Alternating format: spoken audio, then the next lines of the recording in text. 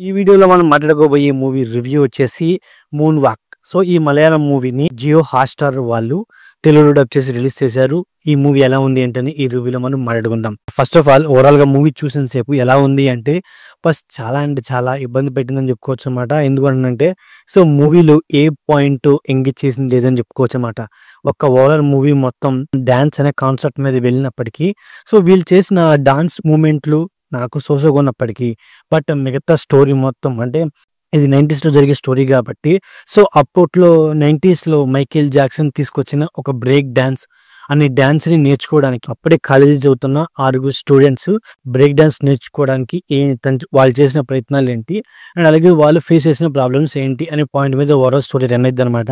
Run అయినప్పటికీ first ఇక్కడ వీళ్ళు బ్రేక్ డాన్స్ నేర్చుకోవడానికి వాళ్ళు పడ్డ కష్టం అండ్ అలాగే ఫైనల్‌గా వాళ్ళు ఎలా సక్సెస్ అయ్యారు అండ్ అలాగే వాళ్ళు ఫేస్ చేసిన స్ట్రగుల్స్ బాగానే ఉన్నప్పటికీ బట్ దాని చుట్టూ అంటే వీళ్ళు బ్రేక్ డాన్స్ నేర్చుకునే సమయంలోనే వీళ్ళు కాలేజీకి వెళ్తారు.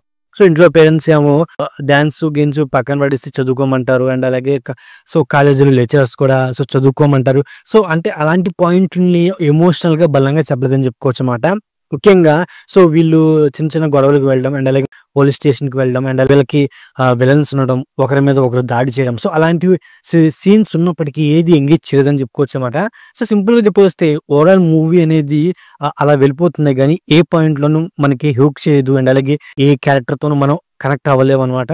అయినప్పటికీ మూవీ అనేది స్లో పేస్‌లో వెళ్ళినప్పటికీ ఈ మూవీలో ఉన్న పాయింట్‌కి ఒక బలమైన ఎమోషన్స్ యాడ్ చేసుంటే మూవీ అనేది ఇంకొంచెం బెటర్‌గా ఉంటదని చెప్పుకోవచ్చు అన్నమాట.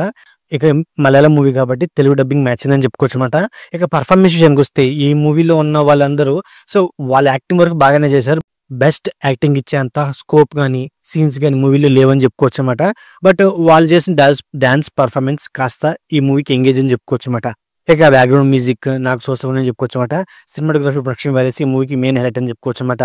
సో ఓవరాల్‌గా ఇదండి moon walk movie review. So నా రివ్యూ నచ్చితే వీడియోకి వచ్చిన లైక్ అలాగే మన ఛానల్‌ని సబ్స్క్రైబ్ చేసుకోండి. Okay, thank you all.